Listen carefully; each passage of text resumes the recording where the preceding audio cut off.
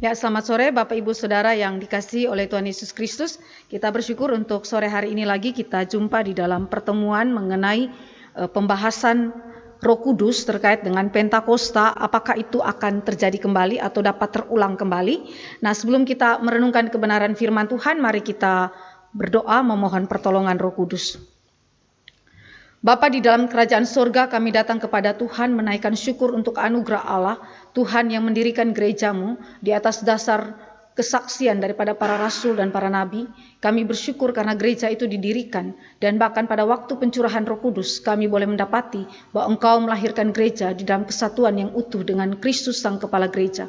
Kami berdoa biarlah ketika kami merenungkan firman Tuhan pada hari ini, kami mengerti akan esensi pekerjaan Allah di dalam hari raya Pentakosta, terutama ketika Roh Kudus dicurahkan pada hari itu. Kami berdoa agar kami tidak memiliki penafsiran yang bias, tetapi biarlah Roh Kudus memimpin kami sedemikian sehingga kami memahami Alkitab dengan tepat dan benar sesuai dengan apa yang dikehendaki oleh Allah. Terima kasih Bapa di sorga, kami serahkan waktu pemberitaan firman Tuhan di depan hanya di dalam penyertaan dan pimpinan Roh Tuhan semata. Dalam nama Yesus Kristus Tuhan kami berdoa dan menaikkan syukur. Amin.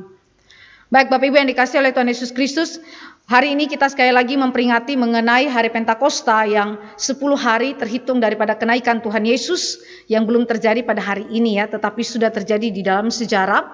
Kita bersyukur kepada Tuhan karena Allah itu memberikan kepada gerejanya pemberian yang sangat indah, yang bahkan terindah, yaitu pribadi ketiga Allah Tritunggal, yaitu Roh Kudus. Nah, di dalam waktu-waktu belakangan ini ada pandangan yang mengatakan bahwa Pentakosta itu dapat terulang kembali. Pentakosta di dalam Kisah Para Rasul pasal yang kedua ayat 1 sampai dengan ayat yang ke-13. Di situ dikatakan bahwa Roh Kudus dicurahkan atas umat Allah dan bahwa peristiwa ini menurut beberapa orang tertentu itu terulang kembali di dalam sejarah kita. Sejarah gereja Tuhan setelah para rasul. Nah, pertanyaannya adalah apakah itu memang benar demikian? Di dalam introduction, saudara melihat ada satu pertanyaan yang menjadi titik sentral daripada pembahasan kita, yaitu apakah api Pentakosta ketiga sedang tercurah? Bukan saja Pentakosta kedua, tapi Pentakosta ketiga.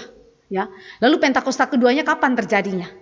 Nah, di dalam pemikiran daripada orang-orang yang bergerak di dalam gerakan Pentakostal pada tahun sekitar 1906, 1901 bahkan tahun 1800-an mendekat ke dalam tahun 1900-an, ada pandangan yang mengatakan bahwa Pentakosta kedua itu terjadi.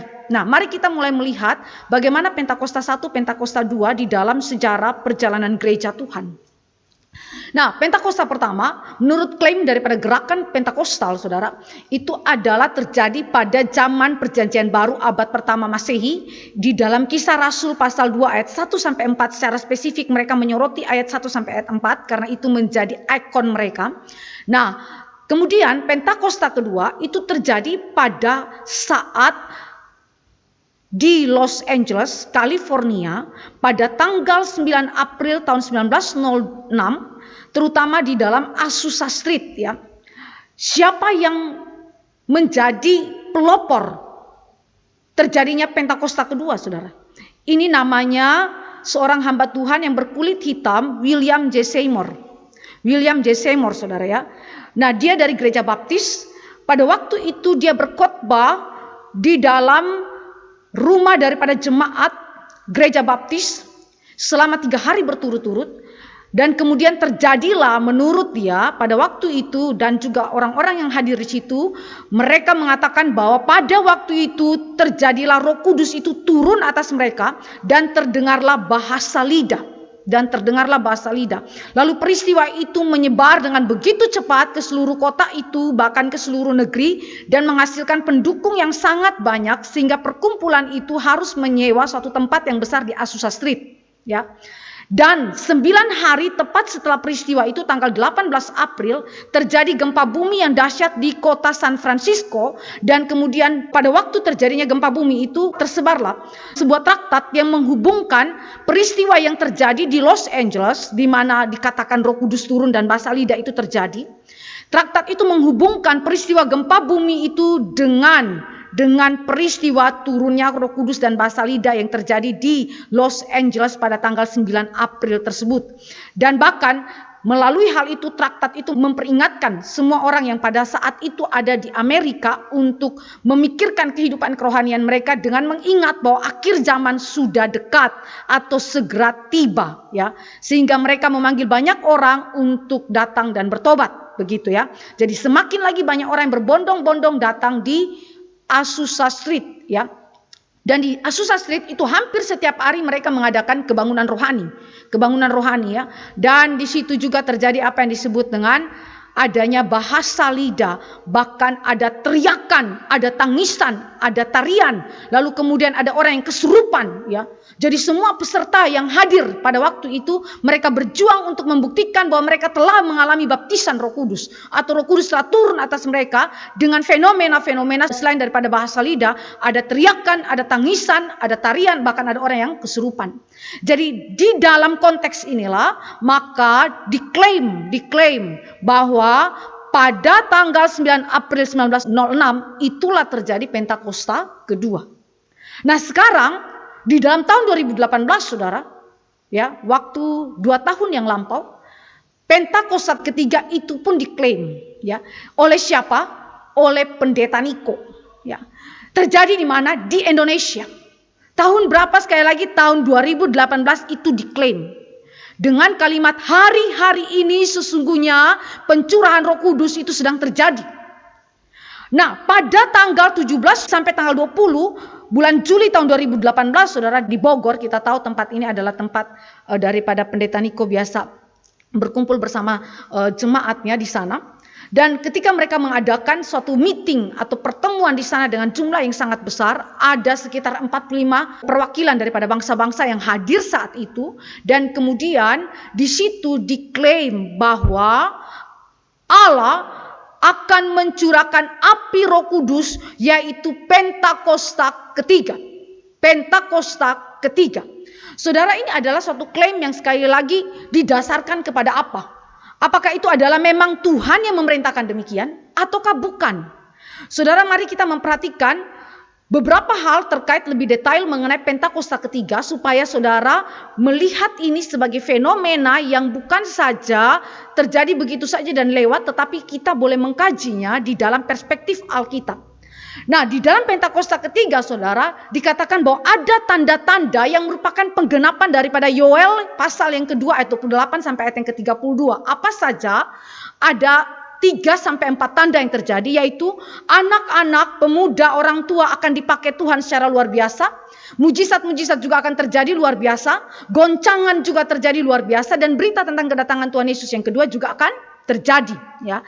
Ini adalah tanda-tanda Pentakosta ketiga. Dan siapakah yang menjadi messengers, pembawa daripada Pentakosta ketiga sekaligus dengan inisiatornya? Sekali lagi saya sebutkan ini sebagai Pendeta Niko yang memang mengklaim hal ini dan mengumandangkan hal ini. Dia mengatakan bahwa tugas pokok yang Tuhan berikan kepada saya, yang berarti gereja ini adalah sebagai messengers atau utusan daripada Pentakosta ketiga. Jadi messenger di sini meliputi siapa? Hamba Tuhan, yaitu Pendeta Niko sebagai inisiator sekaligus sebagai messenger daripada Pentakosta ketiga, dan juga gereja, jemaat gereja Bethel Indonesia yang pada saat itu mendengarkan khotbahnya menjadi messenger daripada berita Pentakosta ketiga. Saudara, ini adalah hal-hal yang sekali lagi saudara perhatikan, yang menginisiasinya adalah manusia. Pertanyaannya adalah dengan legitimasi apa, hal apa yang mengesahkan secara otoritatif bahwa memang Pentakosta ketiga itu adalah sesuatu yang berasal daripada Tuhan, tanda petik. Saudara lihat, legitimasi otoritatif berkaitan dengan terjadinya Pentakosta ketiga itu meliputi beberapa hal. Pertama, Pendeta Niko mengklaim sebuah nubuatan yang diucapkan oleh William Seymour. Saudara ingat, ini adalah pelopor daripada Pentakosta kedua. Tahun 1909, bahwa 100 tahun ke depan, Roh Kudus, kemuliaan Tuhan akan dicurahkan lebih dahsyat dari Pentakosta yang kedua. Jadi legitimasi pertama diletakkan kepada apa? Kepada nubuatan manusia. Lalu Pendeta Niko berbicara di dalam khotbah, dia mengatakan bahwa Tuhan berbicara kepada saya. Tuhan berbicara kepada saya. Saudara, ini kalimat yang dianggap sebagai memiliki otoritas melalui dua hal, secara langsung maupun secara tidak langsung. Secara tidak langsung pada tahun 2009, saudara, Allah berbicara kepada pendeta Niko melalui firman Tuhan. Di dalam Wahyu 3 ayat 11a yang mengatakan bahwa aku datang segera, aku datang segera. Dan di dalam Yoel 2 ayat 28 sampai ayat yang ke-32. Jadi berdasarkan teks ini, pendeta Niko mengklaim bahwa yang akan Allah kerjakan adalah Pentakosta ketiga. Lalu secara langsung Allah berbicara kepada pendeta Niko. Dikatakan bahwa Tuhan berbicara kepada saya. Niko, ini saya kutip daripada ringkasan khotbah pendeta Niko. Niko, yang aku maksudkan selamat ini dengan pencurahan Roh Kudus itu adalah Pentakosta ketiga. Jadi tadi melalui Alkitab, Wahyu 3 ayat 11a dan Yoel 2 ayat 28 sampai 32. Sekarang secara langsung Allah berbicara kepada pendeta Niko. Lalu hal yang lain, cara Allah berbicara secara tidak langsung juga kepada pendeta Niko. Di dalam tahun 2017 saudara, ada nubuatan daripada seorang hamba Tuhan, Russell Evans daripada gereja yang ada di Australia. Dia mengatakan bahwa dia melihat api Roh Kudus sedang turun di Indonesia. Kemudian dia melihat ada awan-awan seperti ditiup angin keluar dari Indonesia kepada bangsa-bangsa yang lain. Dan dia juga melihat jutaan anak-anak muda yang berkobar dalam api Roh Kudus. Dan mereka cinta mati-matian akan Tuhan Yesus. Dan mereka melayani bangsa ini seperti yang belum pernah terjadi sebelumnya. Itu adalah nubuatan daripada Pastor Russell Evans, ya. Dan kemudian tahun 2018 seorang pastor namanya Brian, dia juga menubuatkan mengenai Pentakosta ketiga berdasarkan Yoel yang kedua. Dia mengatakan bahwa itu akan terjadi, suatu pembangunan yang besar akan terjadi. Lalu kemudian yang terakhir tahun 2019, nubuatan daripada Reverend Cindy Jacob, saudara ya. Dia adalah seorang wanita yang mengklaim dirinya sebagai seorang nabi.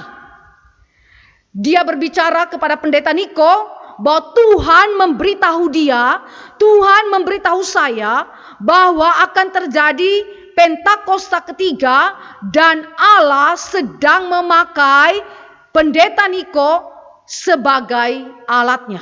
Aku memilih engkau, Roh Kudus, aku mengurapi hamba Tuhan pembawa pesan ini. Aku mengurapinya untuk Pentakosta ketiga, yaitu siapa? Pendeta Niko. Saudara yang dikasih oleh Tuhan Yesus Kristus, ini adalah legitimasi atau upaya pembenaran, upaya pengesahan akan adanya Pentakosta ketiga yang diklaim sudah dan sedang terjadi sejak tahun 2018. Apa yang harus dilakukan supaya terjadi Pentakosta ketiga? Jemaat Tuhan diminta untuk berdoa. Jemaat Tuhan diminta untuk menaikkan puji-pujian, penyembahan siang dan malam. Tak henti-henti mereka berdoa, menyembah, memuji Allah terus menerus. Itu yang mereka lakukan berdasarkan kisah para rasul. Lalu kemudian berdasarkan kisah para rasul juga dikatakan bahwa Yudas diganti dengan Matias. Maksudnya apa? Ini berbicara mengenai spiritualitas yang cinta akan uang itu diubah menjadi cinta akan Yesus Kristus. Didasarkan kepada apa? Kepada kisah para rasul juga. Jadi kalau saudara memperhatikan hal ini, maka Pentakosta ketiga diupayakan oleh siapa? Oleh manusia. Pertanyaannya adalah apa artinya Pentakosta ketiga yang sedang kita bicarakan? Pentakosta ketiga menurut perspektif daripada pendeta Niko adalah pencurahan Roh Kudus yang dahsyat di zaman sekarang yang melebihi yang sudah terjadi di Azusa Street, yaitu tahun 1906 yang dipimpin oleh pendeta yang berkulit hitam tadi. Ya, Pentakosta ketiga akan mengakibatkan penuaian jiwa yang terbesar dan yang terakhir sebelum Tuhan Yesus datang kembali. Ini yang dimaksudkan dengan Pentakosta ketiga, saudara. Saudara yang dikasih oleh Tuhan Yesus Kristus, kalau kita memperhatikan seluruh penguraian yang saya sampaikan, maka kita memiliki beberapa kesimpulan terkait dengan cetusan mengenai terjadinya Pentakosta ketiga. Apa kesimpulan kita? Kesimpulan yang pertama adalah penekanan utama dalam gerakan Pentakosta kedua dan ketiga yang berulang adalah pencurahan Roh Kudus yang ditandai dengan fenomena bahasa lidah. Klaim yang mengatakan bahwa Roh Kudus dicurahkan dan ditandai dengan fenomena bahasa lidah sebagai bukti bahwa mereka telah menerima baptisan Roh Kudus. Dan penekanan lainnya apa? Legitimasi daripada Pentakosta kedua dan ketiga adalah wahyu baru. Wahyu baru yang setara, bahkan lebih berotoritas daripada Alkitab yang adalah wahyu khusus Allah yang diinspirasikan oleh Roh Kudus. Dan di dalam Pentakosta kedua maupun ketiga ada upaya manusia untuk mendatangkan atau mewujudkan terjadinya kedua macam Pentakosta ini, kedua dan yang ketiga. Yaitu apa? Hidup yang suci. Hidup yang suci, bertekun di dalam doa, bertekun di dalam puji-pujian, penyembahan dan seterusnya, dan di dalam kesucian hidup. Saudara, ini menjadi prasyarat terjadinya Pentakosta ketiga. Pertanyaannya adalah bagaimana kita, gereja Tuhan, menyikapi konsep yang demikian? Apakah memang Alkitab mengindikasikan hal ini? Apakah memang peristiwa Pentakosta di dalam Kisah Para Rasul itu dapat terulang kembali?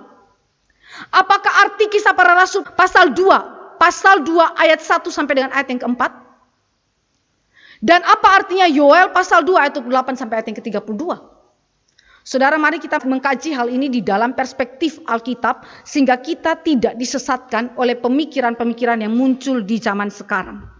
Kita mulai dengan mengkaji Kisah Para Rasul pasal yang kedua ayat 1 sampai dengan ayat yang ke-13. Tetapi saya hanya baca di dalam beberapa ayatnya saja. Lalu di dalam Khotbah Petrus pasal 2 ayat 17 sampai dengan ayat yang ke-21. Saya baca bagi kita sekalian. Ketika tiba hari Pentakosta, semua orang percaya berkumpul di satu tempat. Tiba-tiba turunlah dari langit suatu bunyi seperti tiupan angin keras yang memenuhi seluruh rumah di mana mereka duduk. Dan tampaklah kepada mereka lidah-lidah seperti nyala api yang bertebaran dan hinggap pada mereka masing-masing. Maka penuhlah mereka dengan Roh Kudus, lalu mereka mulai berkata-kata dalam bahasa-bahasa lain seperti yang diberikan oleh Roh itu kepada mereka untuk mengatakannya. Lalu saudara baca di dalam ayat yang ke-7. Mereka semua tercengang-cengang dan heran lalu berkata, bukankah mereka semua yang berkata-kata itu orang Galilea? Bagaimana mungkin kita masing-masing mendengar mereka berkata-kata dalam bahasa kita sendiri, yaitu bahasa yang kita pakai di negeri asal kita?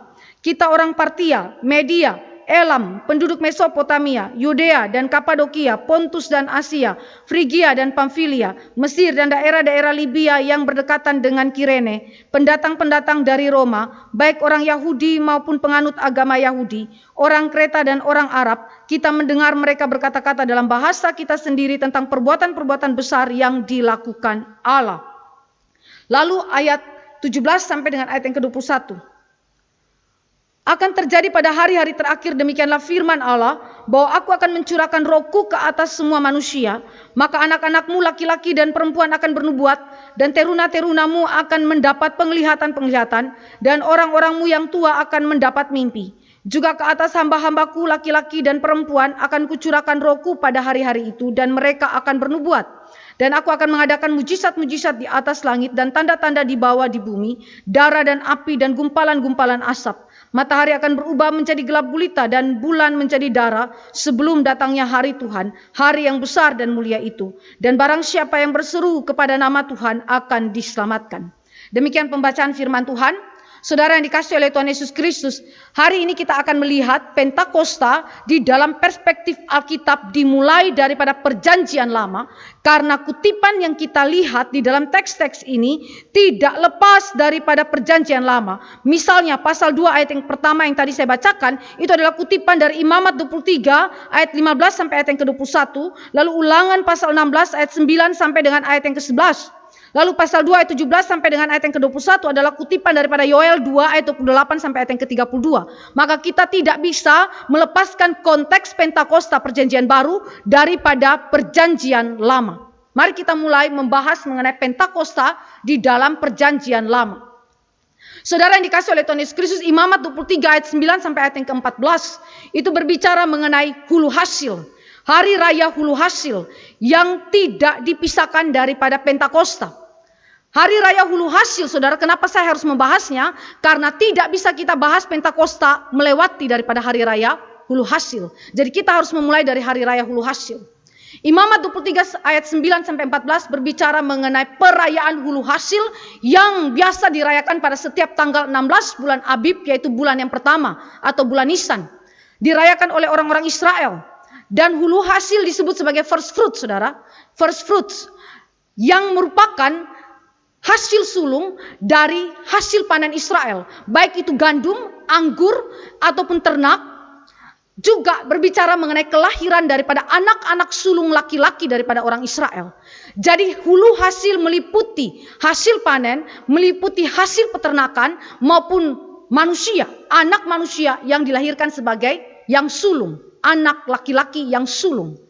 Nah, hulu hasil di dalam perjanjian lama, saudara, itu adalah bersifat representatif dan tanda awal dari seluruh hasil panen, ternak, dan lain-lain yang akan datang yang Allah berikan kepada umat Allah.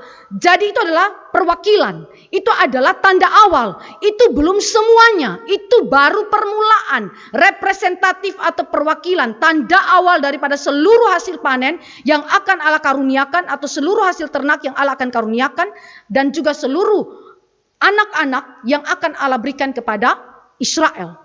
Nah, hulu hasil, saudara, itu memiliki koneksi yang organis dan kesatuan yang tak terpisahkan antara hasil awal dengan seluruh hasil yang akan datang. Jadi saudara tidak boleh melihat terpisah hulu hasil dengan seluruh hasil panen yang akan datang. Hulu hasil itu biasa mereka berikan kepada imam. Mari kita lihat di dalam Imamat 23 ayat 9 sampai 14. Tuhan berfirman kepada Musa, berbicaralah kepada orang Israel dan katakan kepada mereka, apabila kamu sampai ke negeri yang akan kuberikan kepadamu dan kamu menuai hasilnya, maka kamu harus membawa seberkas hasil pertama dari penuaianmu kepada imam. Dan imam itu harus menunjukkan berkas itu di hadapan Tuhan supaya Tuhan berkenan akan kamu. Imam harus menunjukkannya pada hari sesudah Sabat itu. Jadi tidak diberikan semuanya, tetapi satu berkas atau seberkas itu menjadi simbol relasi organis, relasi yang hidup atau relasi yang mempersatukan antara seberkas itu yang menjadi simbol daripada berkat Allah mula-mula dengan berkat Allah yang akan datang, yaitu seluruh hasil panen yang Tuhan akan karuniakan kepada orang percaya atau Israel pada zaman itu. Lalu hulu hasil juga adalah jaminan akan hasil panen yang berlimpah di waktu yang akan datang. Dan hulu hasil juga adalah ekspresi daripada pengakuan dan ucapan syukur bahwa semua hasil panen ternak dan juga anak-anak yang dilahirkan oleh orang Israel adalah pemberian Allah semata. Jadi ini adalah arti teologis daripada hulu hasil yang dirayakan di dalam perjanjian lama. Nah, kemudian konsep ini di dalam perjanjian baru itu digenapkan saudara di dalam Yesus Kristus.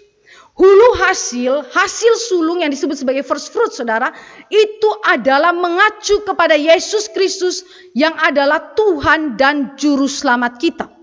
Tuhan dan Juru Selamat kita. Dia adalah pribadi yang sebenarnya adalah penggenapan daripada hulu hasil. Tetapi sebelum saya masuk ke dalam penggenapan itu, mari kita lihat bahwa setelah hulu hasil ada perayaan yang merupakan kelanjutan, yaitu Hari Raya Pentakosta. Di dalam Imamat 23 ayat 15 sampai dengan ayat yang ke-22, saudara membacanya di situ, bahwa Hari Raya Pentakosta tidak dapat dipisahkan dari Hari Raya hulu hasil. Hari Raya Pentakosta itu dirayakan pada setiap tanggal 16 bulan Abib di hari yang sama dengan Hari Raya hulu hasil. Dan istilah Pentakosta kita tahu bahwa ini adalah terjemahan daripada Septuaginta yang berarti hari ke-50 yang juga sama dengan 7 minggu. Jadi perayaan 7 minggu. Ini adalah sekali lagi merupakan kelanjutan daripada perayaan hulu hasil, ya. Penekanannya adalah pada hasil panen yang telah komplit. Kalau tadi di dalam hulu hasil hanya dikasih seberkas sebagai representasi atau sebagai perwakilan daripada seluruh hasil panen, maka di dalam Pentakosta ini adalah suatu perayaan daripada seluruh hasil panen yang telah Allah karuniakan kepada umat Allah dalam wujud roti sebagai makanan yang telah Allah berikan. Allah adalah sumber berkat jasmani, sumber kebutuhan jasmani daripada umat Allah yang disimbolkan dengan roti. Saudara dan saya ingat ketika Yesus berkata bahwa akulah roti hidup. Berbicara bahwa dia adalah sumber bagi kebutuhan hidup manusia yaitu bukan saja hal jasmani, tetapi juga adalah hal rohani. Nah, ini berbicara di dalam aspek itu bahwa Allah adalah sumber yang memberikan kebutuhan atau mencukupkan segala kebutuhan manusia, baik secara rohani maupun secara jasmani. Nah, apa tujuan daripada perayaan Pentakosta di dalam Perjanjian Lama? Ada 3 hal, saudara. Yang pertama, umat Allah pada waktu itu ketika mereka merayakan Pentakosta, mereka mengucap syukur dan merayakan kebaikan Allah yang telah memelihara hidup mereka. Kenapa? Karena sekali lagi esensinya adalah mengenai hasil panen yang telah komplit. Bukan saja hasil sulung, buah sulung, tetapi berbicara mengenai hasil panen, seluruh hasil panen yang Allah berikan. Maka mereka bersyukur kepada Allah dan merayakan kebaikan-kebaikan Allah yang Allah kerjakan sebagai wujud providensia Allah dalam kehidupan mereka. Dan yang kedua, tujuannya adalah mereka mengakui bahwa Allah adalah sumber dari seluruh panen yang dituai di ladang Israel, berkat jasmani. Dan yang ketiga, menyatakan kemurahan, kebaikan dan pemeliharaan Allah kepada sesama yang membutuhkan, di mana melalui hasil panen itu mereka juga berbagi kepada orang-orang Israel yang tidak mampu atau berkekurangan atau miskin. Nah, jadi saudara yang dikasih oleh Tuhan Yesus Kristus, ini adalah perayaan di dalam hari raya Pentakosta pada waktu itu. Tetapi sesungguhnya di dalam hari raya ini Allah telah menanamkan esensi yang begitu penting yang mengacu bukan kepada ritual itu sendiri, tetapi mengacu kepada apa yang akan datang, yaitu mengenai pribadi Yesus Kristus yang akan datang dan menggenapkan seluruh ritual Perjanjian Lama. Mari kita lihat penggenapan hari raya Hulu Hasil dan penggenapan hari raya Pentakosta di dalam pribadi dan karya Yesus Kristus. Di dalam hari raya Hulu Hasil, saudara, di dalam hari raya Hulu Hasil, 1 Korintus 15 ayat 20 menunjukkan bahwa istilah hulu hasil, first fruit, saudara, itu adalah menerjemahkan kata sulung di dalam 1 Korintus 15 ayat yang ke-20. Saya baca bagi kita sekalian 1 Korintus 15 ayat yang ke-20.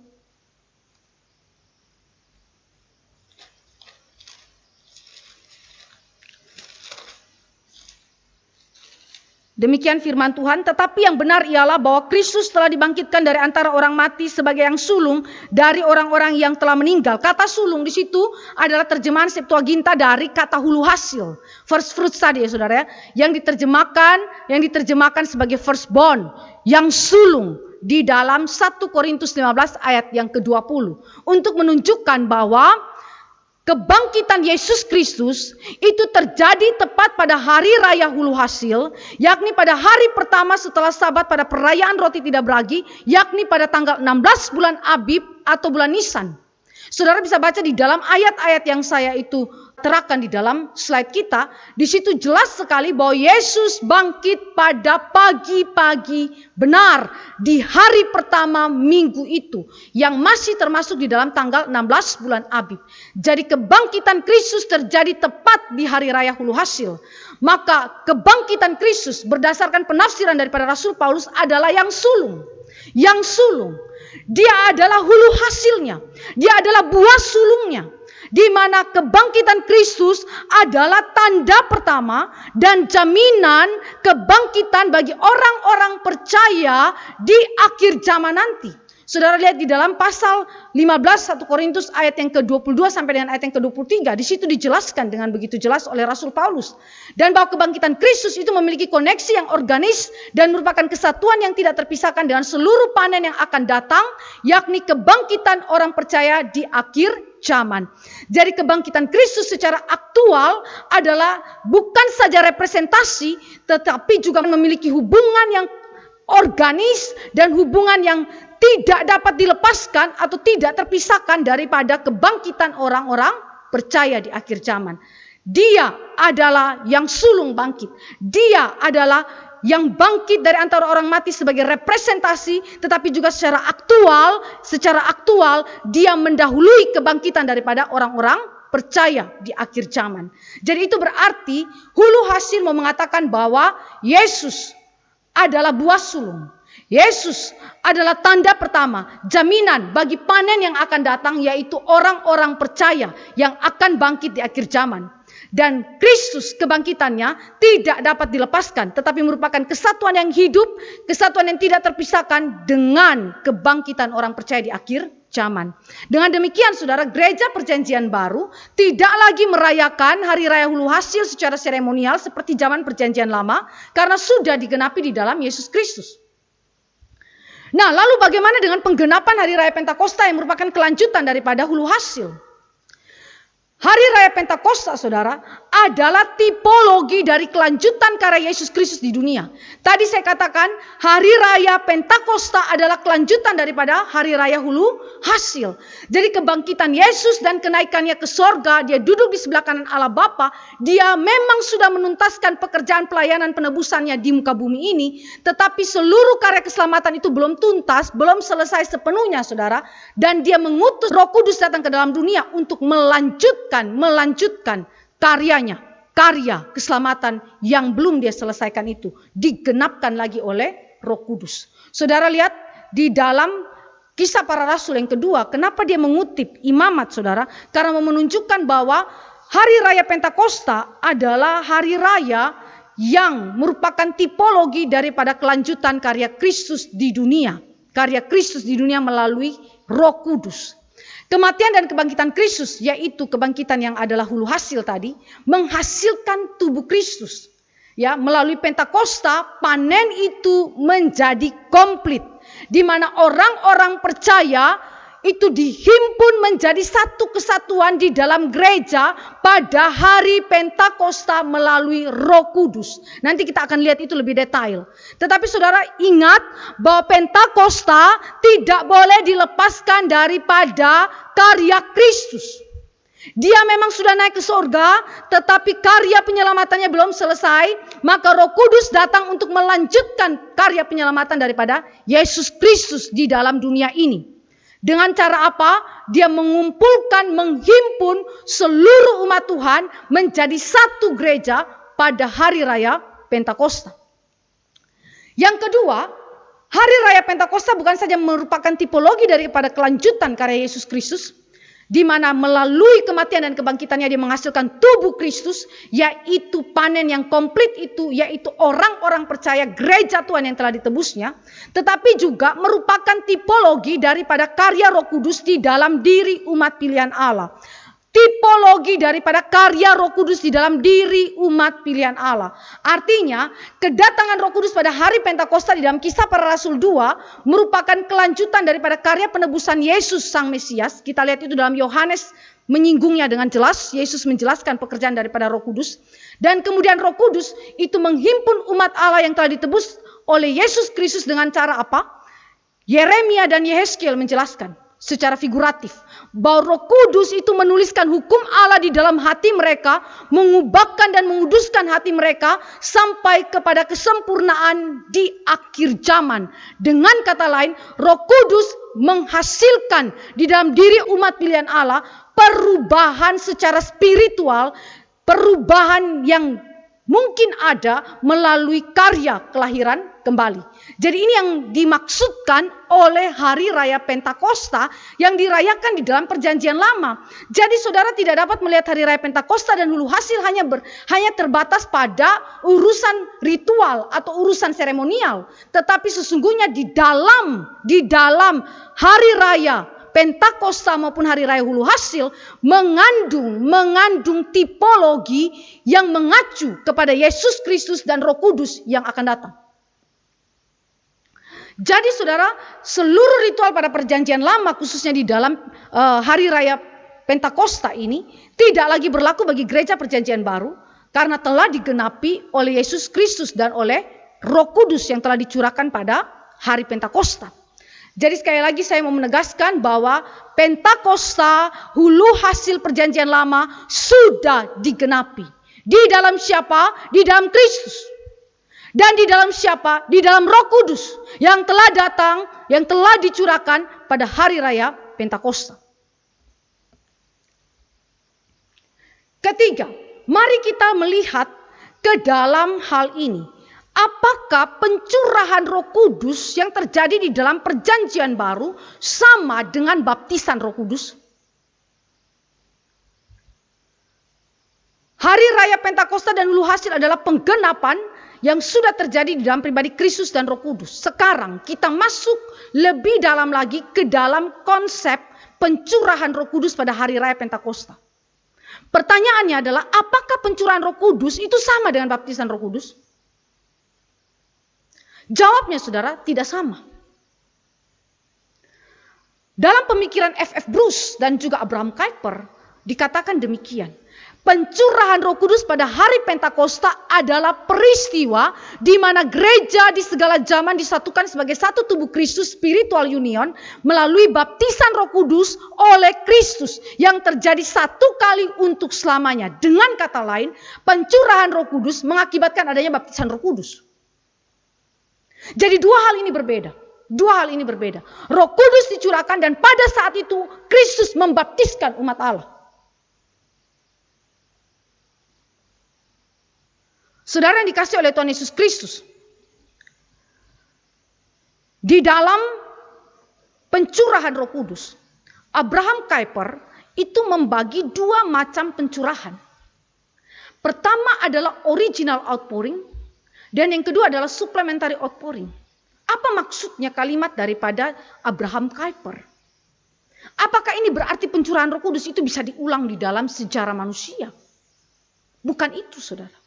Saudara perhatikan baik-baik, kalimat daripada Abraham Kuyper adalah bahwa pencurahan Roh Kudus yang kemudian di mana Kristus itu membaptiskan umat Allah terjadi satu kali untuk selamanya. Jadi maksudnya original outpouring apa, saudara? Di dalam Kisah Rasul 2 ayat 1-4, Abraham Kuyper mengatakan begini. Peristiwa itu adalah formal opening. Formal opening di mana apa? Gereja di sepanjang zaman itu disatukan dengan Kristus sebagai sang kepala gereja. Roh Kudus dicurahkan saat itu dan baik orang-orang yang ada di zaman perjanjian lama, orang-orang yang ada di zaman perjanjian baru, maupun mereka yang ada di zaman akhir seperti kita ini adalah mereka yang sudah ditebus oleh Kristus dan memang telah dipilih Allah untuk diselamatkan di dalam Yesus Kristus. Mereka disatukan satu kali untuk selamanya. Dan di waktu itulah formal opening ini terjadi dan gereja itu dilahirkan atau didirikan. Gereja perjanjian baru dilahirkan atau didirikan. Maka hal ini, saudara, tidak dapat berulang. Tidak dapat berulang. Karena formal opening terjadi satu kali saja. Satu kali saja. Tetapi saudara, ketika formal opening terjadi, Roh Kudus dicurahkan itu hanya kepada 120 orang, yakni mereka yang berkebangsaan Yahudi. Sedangkan formal opening, saudara, ketika Allah mempersatukan seluruh umat Allah di sepanjang sejarah ini menjadi satu tubuh Kristus, itu adalah terdiri daripada Yahudi maupun non-Yahudi, saudara. Pada waktu itu orang-orang non-Yahudi belum mengalami pencurahan Roh Kudus. Maka saudara, Kisah Para Rasul pasal 8 mengenai apa yang terjadi di Samaria melalui pelayanan Filipus dan kemudian para rasul yang diutus ke Samaria dan kemudian melalui pelayanan Petrus kepada Kornelius di dalam pasal 10. Di situ diutarakan bahwa Roh Kudus yang sama yang telah dicurahkan atas orang Yahudi, 120 orang Yahudi juga dicurahkan kepada mereka yang bukan Yahudi. Mulai mereka yang ada di Samaria dan kepada Kornelius, yaitu Kornelius yang bukan daripada Yahudi. Mari kita lihat dalam Kisah Para Rasul 8. Ini disebut sebagai supplementary, saudara. Kisah Rasul 8 ayat yang ke-12. Tetapi sekarang mereka percaya kepada Filipus yang memberitakan Injil tentang kerajaan Allah dan tentang nama Yesus Kristus, dan mereka memberi diri mereka dibaptis, baik laki-laki maupun perempuan. Lalu kita lihat di dalam ayat yang ke-14, ketika rasul-rasul di Yerusalem mendengar bahwa tanah Samaria telah menerima firman Allah, mereka mengutus Petrus dan Yohanes ke situ. Lalu ayat yang ke-15, setibanya di situ kedua rasul itu berdoa supaya orang-orang Samaria itu beroleh Roh Kudus. Dalam ayat yang ke-25, Setelah keduanya bersaksi dan memberitakan firman Tuhan, kembalilah mereka ke Yerusalem, dan dalam perjalanannya itu mereka memberitakan Injil dalam banyak kampung di Samaria. Saudara perhatikan dalam ayat yang ke-16, sebab Roh Kudus belum turun di atas seorang pun di antara mereka, karena mereka hanya dibaptis dalam nama Tuhan Yesus. Saudara perhatikan hal ini, Roh Kudus belum turun atas mereka. Ini suplementary. Yang secara natur itu sama. Abraham Kuyper mengatakan bahwa secara natur apa yang terjadi dalam Kisah Rasul pasal 8 itu sama dengan yang terjadi di dalam Kisah Rasul pasal 2. Tetapi ini bukan dua hal yang merupakan lahir daripada sumber yang berbeda. Tidak, saudara. Naturnya sama. Dikerjakan oleh Roh Kudus. Yang membedakannya adalah original outpouring itu terjadi kepada 120 orang yang adalah orang Yahudi. Sedangkan mereka yang non-Yahudi, dalam hal ini orang Samaria maupun Cornelius yang mewakili mereka non-Yahudi, yang benar-benar adalah orang kafir, saudara, dari proselyt, saudara, yang memang mengaku Yahweh adalah Tuhan tetapi tidak disunatkan, saudara. Nah, mereka ini mengalami pencurahan Roh Kudus, saudara. Dengan natur yang sama, dengan sumber yang sama. Ya, saudara, untuk mengkonfirmasikan bahwa apa yang Allah kerjakan di dalam Kisah Rasul pasal 2, bahwa formal opening Allah telah membuka keselamatan, menginaugurasikan keselamatan kepada mereka yang Yahudi maupun non-Yahudi, itu sungguh-sungguh terjadi dan sudah digenapkan. Maka harus ada supplementary outpouring untuk mengkonfirmasikan apa yang dilakukan Allah di dalam Kisah Rasul pasal 2. Saudara, sekali lagi saya ulangi. Supplementary outpouring adalah secara natur sama. Secara natur sama. Berasal dari Allah dan Roh Kudus yang sama yang dicurahkan. Tetapi saudara, ini bukan pengulangan 2 kali, 3 kali, saudara, dan seterusnya, bukan. Sama natur berarti, saudara, sama natur berarti berasal dari hal yang sama. Kenapa suplemen disebut sebagai suplemen, sebagai penambahan, saudara? Untuk mengkonfirmasi original outpouring yang sekali lagi menunjukkan bahwa seluruh tubuh Kristus yang terdiri daripada Yahudi maupun non-Yahudi sudah disatukan. Dan Allah telah membuka atau menginaugurasikan keselamatan bagi mereka yang non-Yahudi juga. Dengan cara apa? Allah membuktikan orang Samaria diinjili dan Roh Kudus dicurahkan. Cornelius yang bukan Yahudi juga diinjili oleh Petrus dan Roh Kudus dicurahkan. Jadi saudara, tidak boleh saudara mengasumsikan di dalam pikiran kita bahwa pencurahan Roh Kudus di dalam hari raya Pentakosta itu berulang-ulang terjadi. Tidak, saudara, tidak demikian. Di dalam Kisah Rasul 8 dan 10 sekali lagi ini hanya suplemen untuk menegaskan original outpouring. Penggenapan nubuatan, ya, dari Yesus Kristus di dalam Lukas 3 ayat 16, Kisah Rasul 1 ayat 8, 2 ayat 1 sampai 4. Jadi saudara, pencurahan Roh Kudus yang dicatat di dalam Kisah Rasul 2 ayat 1 sampai 4 adalah penggenapan daripada nubuatan Yesus sendiri, bahwa Dia yang akan membaptis dengan Roh Kudus dan dengan api. Dan ini jugalah yang diucapkan oleh Yohanes Pembaptis, bahwa Yesus Kristus Dialah yang akan membaptiskan dengan Roh Kudus dan dengan api. Dan itu kapan terjadinya?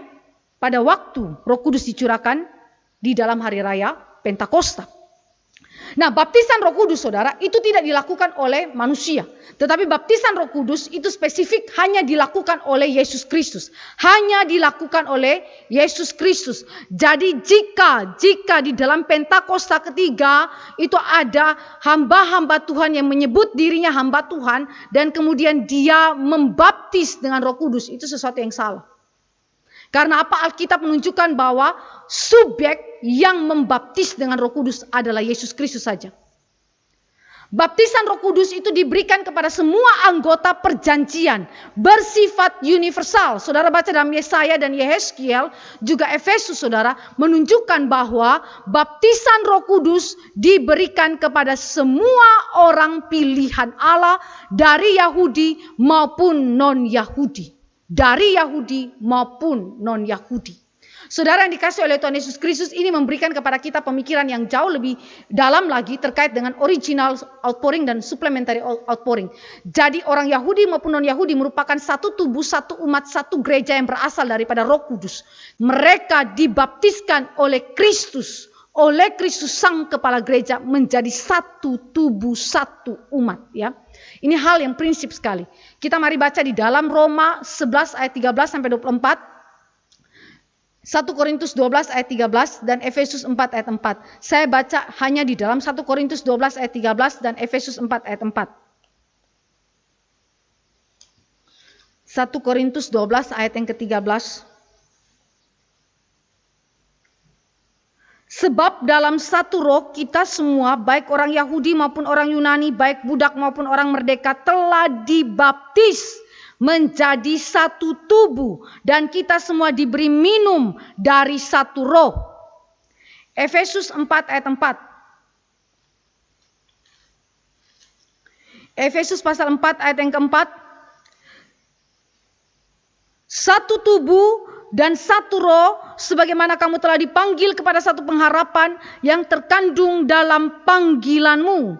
Saudara perhatikan di situ, kita mendapatkan hal yang penting sekali dalam kalimat-kalimat daripada Rasul Paulus yang menunjukkan bahwa baptisan Roh Kudus diberikan oleh Kristus secara universal kepada semua orang pilihan Allah yang telah ditebus oleh Yesus Kristus.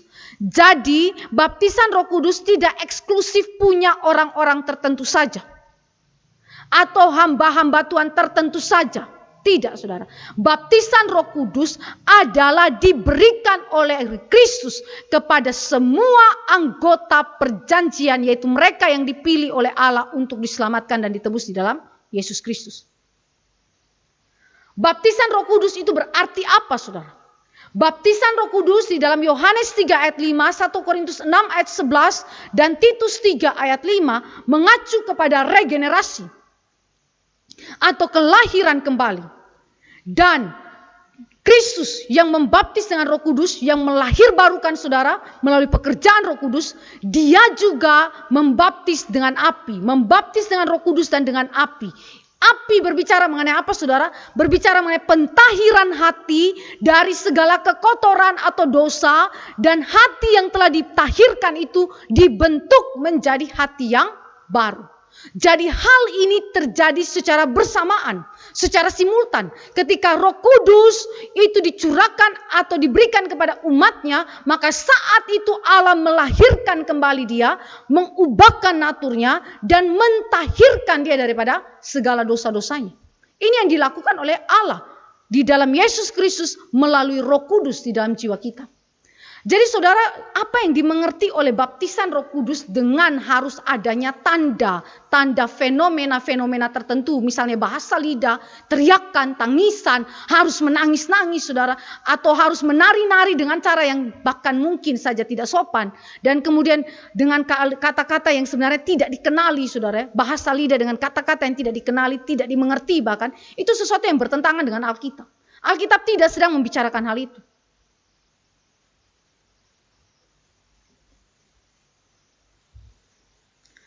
Apa karakteristik pencurahan Roh Kudus pada hari raya Pentakosta? Di dalam hari raya Pentakosta, saudara, pencurahan Roh Kudus itu bersifat visible, bisa dilihat, dan bersifat audible, bisa didengar. Pada waktu pencurahan Roh Kudus itu terjadi tanpa diketahui oleh para murid Kristus.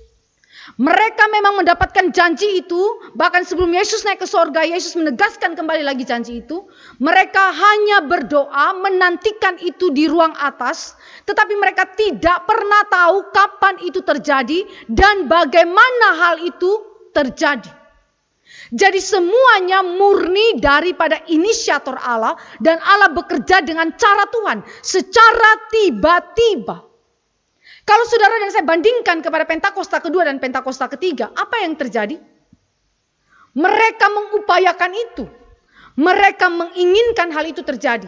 Mereka berdoa, mereka menjaga kesucian hidup, berupaya sedapat mungkin untuk mendapatkan baptisan Roh Kudus, mendapatkan pencurahan Roh Kudus. Alkitab tidak mengindikasikan hal demikian. Alkitab menunjukkan bahwa Allah bekerja secara tiba-tiba, di luar daripada prediksi, di luar daripada kontrol manusia. Manusia tidak tahu kapan dan bagaimana cara Roh Kudus itu datang. Kita lihat di dalam Yohanes 3 ayat yang ke-8. Yesus memakai ilustrasi angin untuk menggambarkan bagaimana Roh Kudus itu hadir dan bekerja di dalam diri umat pilihan Allah. Membuat mereka diubahkan jiwanya dengan cara yang misterius. Lalu saudara, terdengar bunyi seperti tiupan angin keras. Tiupan angin keras, saudara. Kata angin di sini, saudara, itu lebih mengacu kepada konsep new creation, di mana Allah itu meniupkan nafasnya dan manusia yang mati itu hidup kembali. Mari kita baca di dalam Yehezkiel pasal 37. Yehezkiel pasal yang ke-37.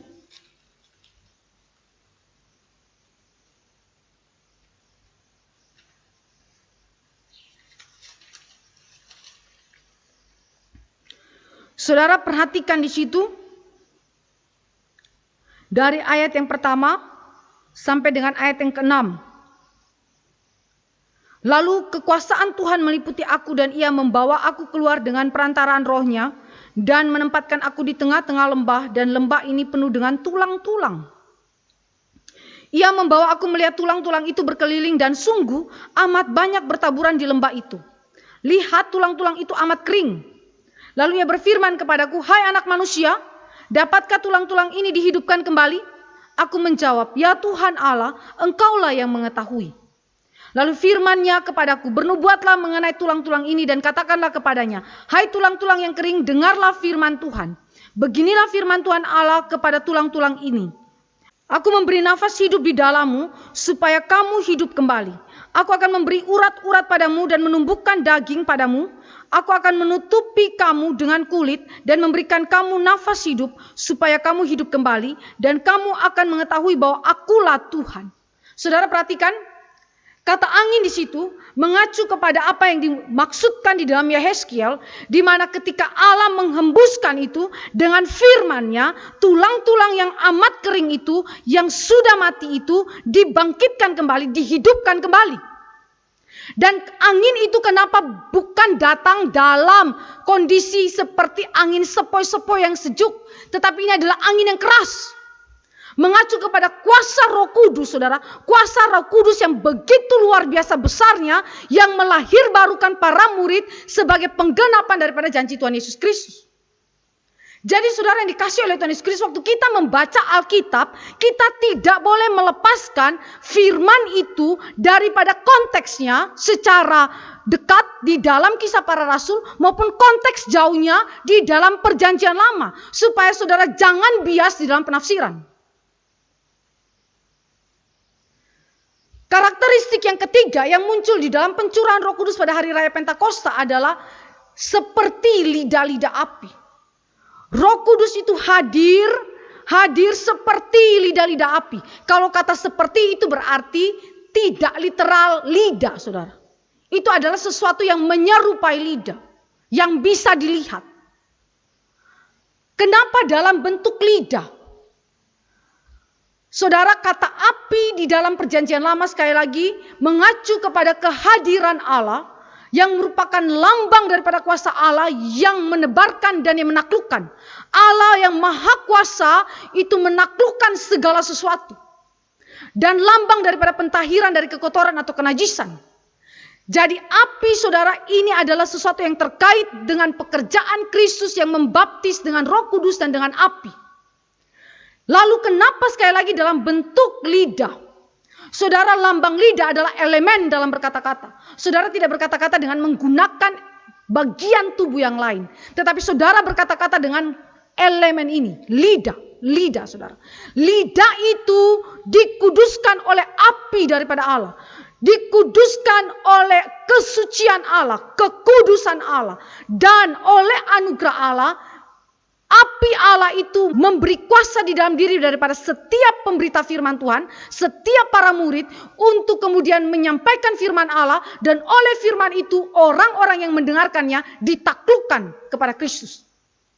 Jadi saudara, ini adalah suatu hal yang Allah itu kerjakan di dalam diri daripada para murid, di mana mereka adalah para pemberita Injil Kristus, yang di mana lidah mereka itu harus dikuduskan, baru dipakai oleh Allah menjadi alat yang memuliakan nama Tuhan di dalam pemberitaan Injil.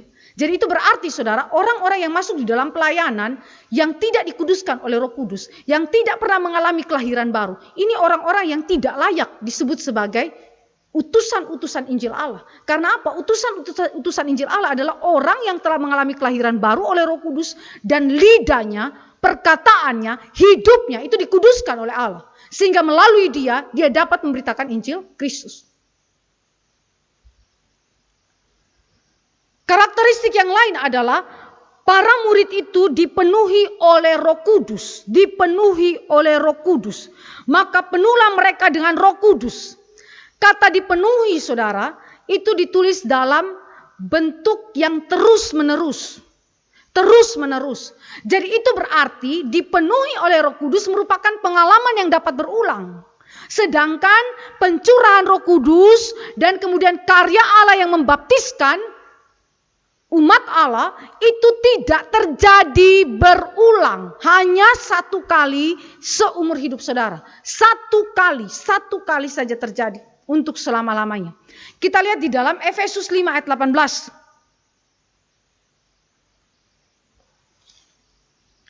Efesus 5 ayat yang ke-18. Dan janganlah kamu mabuk oleh anggur, karena anggur menimbulkan hawa nafsu, tetapi hendaklah kamu penuh dengan Roh. Hendaklah kamu penuh dengan Roh. Kalimat ini juga adalah kalimat yang ditulis dalam bentuk terus-menerus, terus-menerus.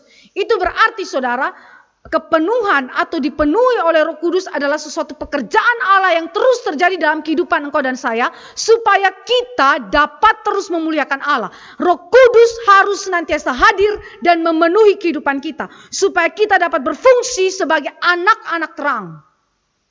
Tetapi saudara ingat, pencurahan Roh Kudus yang terkait dengan baptisan Roh Kudus sekali lagi terjadi satu kali untuk selamanya.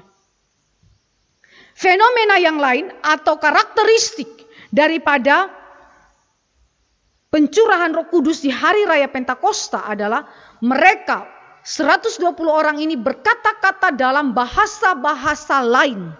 Berkata-kata dalam bahasa-bahasa lain.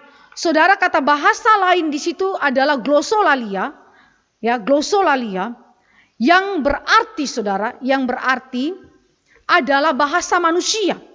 Bahasa manusia. Jadi bukan sesuatu bahasa yang tidak dikenali sama sekali, yang tidak pernah diucapkan di dalam kehidupan daripada manusia. Tidak demikian saudara.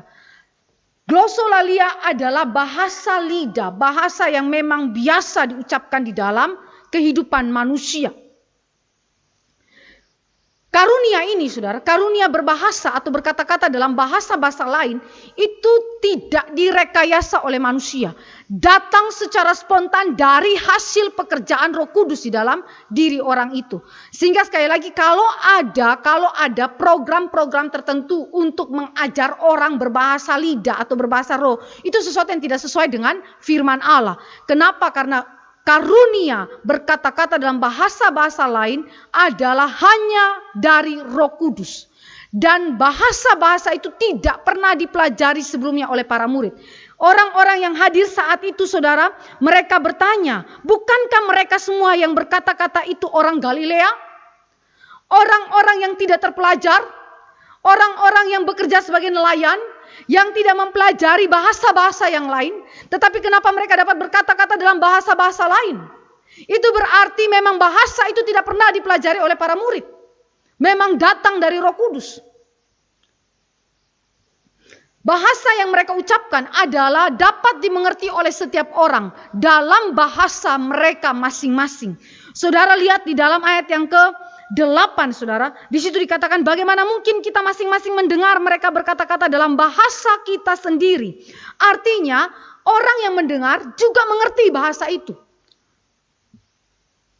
Yaitu bahasa yang kita pakai di negeri asal kita. Kita orang Partia, Persia, Media, Elam. Itu wilayah daripada Mesopotamia, penduduk Mesopotamia saudara. Yudea dan Kapadokia, Pontus dan Asia, Frigia dan Pamfilia, Mesir, dan daerah-daerah Libya yang berdekatan dengan Kirene, pendatang-pendatang dari Roma, baik orang Yahudi maupun penganut agama Yahudi, orang Kreta dan orang Arab. Kita mendengar mereka berkata-kata dalam bahasa kita sendiri tentang perbuatan-perbuatan besar yang dilakukan Allah. Jadi saudara, kalimat-kalimat daripada teks kita sebenarnya langsung memberitahukan kepada kita bahwa mereka memahami kata-kata yang diucapkan oleh para murid saat itu.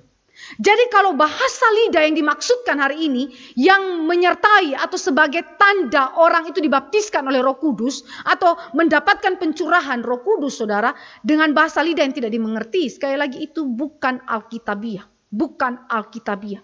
Karena bahasa lidah adalah bahasa yang dimengerti, yang dimengerti bukan saja oleh para murid, tetapi juga dimengerti oleh mereka yang mendengarkan. Nah, apa isi daripada karunia bahasa yang diucapkan oleh para murid tersebut? Isinya adalah memuji dan memuliakan Allah karena perbuatan Allah yang besar, yaitu pencurahan Roh Kudus pada hari raya Pentakosta itu. Itu dijelaskan di dalam ayat yang ke-11 yang tadi saya bacakan. Jadi saudara, dari semuanya ini kita menyimpulkan bahwa bahasa lidah atau glosolalia memiliki karakteristik yang dapat dikenali oleh orang-orang yang mendengarkannya maupun orang-orang yang mengucapkannya. Dan isi daripada bahasa itu tidak lain daripada memuliakan Allah dan memuliakan karya Allah. Jadi bukan untuk kemuliaan diri sendiri atau untuk menunjukkan superioritas secara rohani, tidak saudara. Nah, apa tujuan daripada pemberian daripada bahasa lidah ini, saudara, kepada para murid pada waktu itu? Saudara yang dikasih oleh Tuhan Yesus Kristus, tujuannya adalah yang pertama, itu untuk pemberitaan Injil Kristus. Untuk pemberitaan Injil Kristus, saudara. Saudara yang dikasih oleh Tuhan Yesus Kristus, di dalam pemberitaan Injil Kristus, Allah memakai semua bahasa yang dikenali pada zaman itu dari 3 benua, Asia, Eropa, dan Afrika. Seluruh dunia yang diketahui pada zaman itu, Allah memakai bahasanya untuk memberitakan Injil Kristus.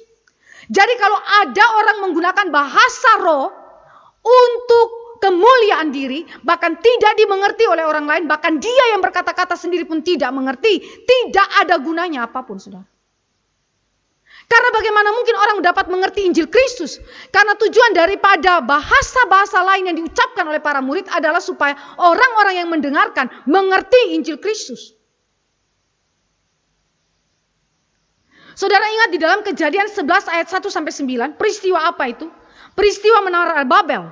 Ketika bahasa manusia dikacaukan oleh Allah sehingga manusia itu terserak kemana-mana. Dan bahasa manusia itu pada waktu Menara Babel, mereka gunakan untuk meninggikan dirinya sendiri. Mereka gunakan untuk mencapai kesatuan dirinya mereka sendiri. Mereka ingin untuk mencari nama bagi diri mereka sendiri dan bukan Allah yang dimuliakan. Tetapi pada hari raya Pentakosta, Allah mempersatukan seluruh bahasa. Untuk apa? Memuliakan Dia. Dengan cara apa? Memberitakan Injil Kristus. Tujuan yang kedua, saudara, bahasa-bahasa lain yang diucapkan adalah untuk meneguhkan dan mengonfirmasikan berita Injil bahwa itu adalah berasal dari Allah dan bahwa pemberita Injil itu sendiri adalah orang-orang yang diutus Allah yang memang benar-benar digerakkan oleh Roh Kudus untuk memberitakan firman Allah. Saksi Kristus yang memberitakan tentang Kristus dan karyanya. Jadi saudara yang dikasih oleh Tuhan Yesus Kristus, fungsi daripada bahasa-bahasa lain pada waktu itu atau glosolalia yang diucapkan berbeda sekali dengan hari ini ketika orang-orang memakai bahasa lidah atau bahasa roh dengan tujuan yang berbeda. Lalu apa arti pencurahan Roh Kudus pada hari raya Pentakosta? Kalau tadi kita melihat bagaimana karakteristik daripada pencurahan Roh Kudus di dalam hari raya Pentakosta, lalu sekarang apa artinya pencurahan Roh Kudus pada hari raya Pentakosta?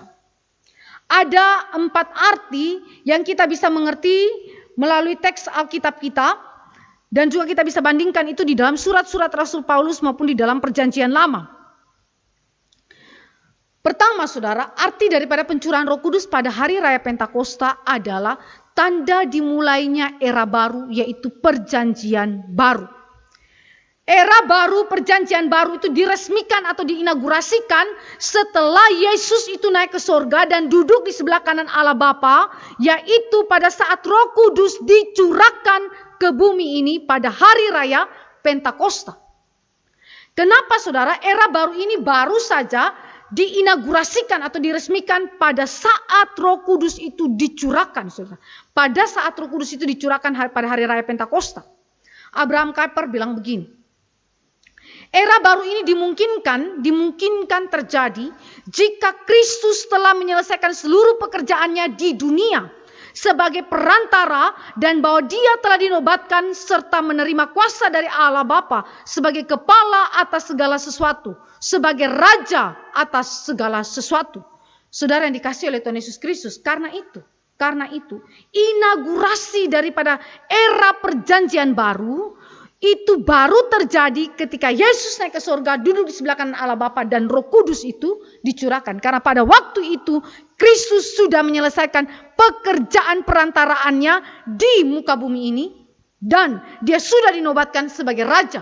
Dia sudah dinobatkan sebagai kepala atas tubuhnya, yaitu gereja.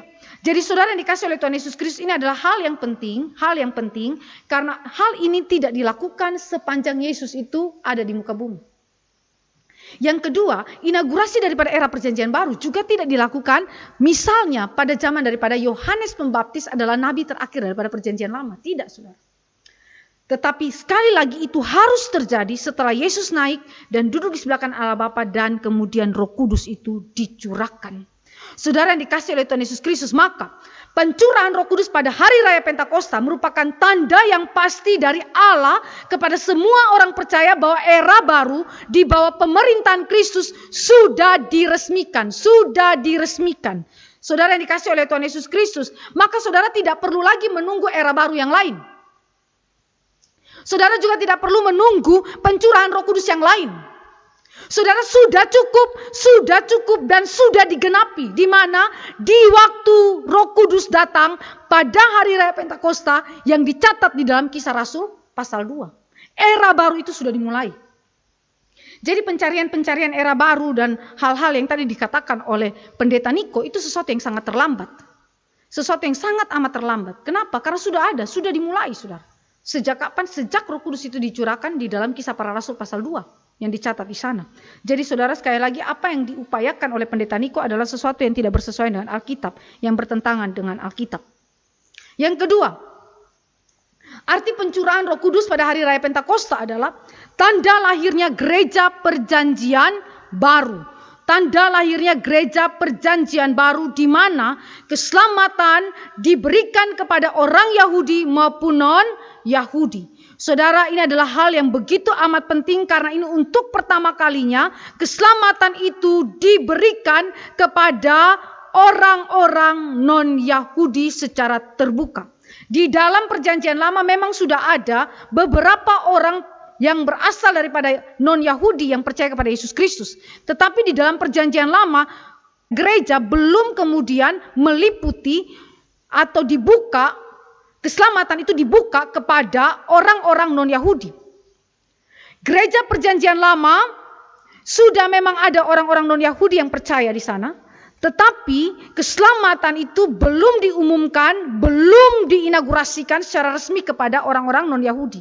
Baru terjadi pada saat kapan? Pada waktu pencurahan Roh Kudus di hari raya Pentakosta. Saat itulah keselamatan secara resmi dibuka oleh Allah kepada orang-orang non-Yahudi. Dan pada waktu itu gereja Tuhan perjanjian baru didirikan yang terdiri daripada orang Yahudi maupun orang non-Yahudi. Tadi saudara dan saya sudah melihat mengenai original outpouring dan juga supplementary outpouring. Itu adalah wujud daripada lahirnya, tanda lahirnya gereja perjanjian baru.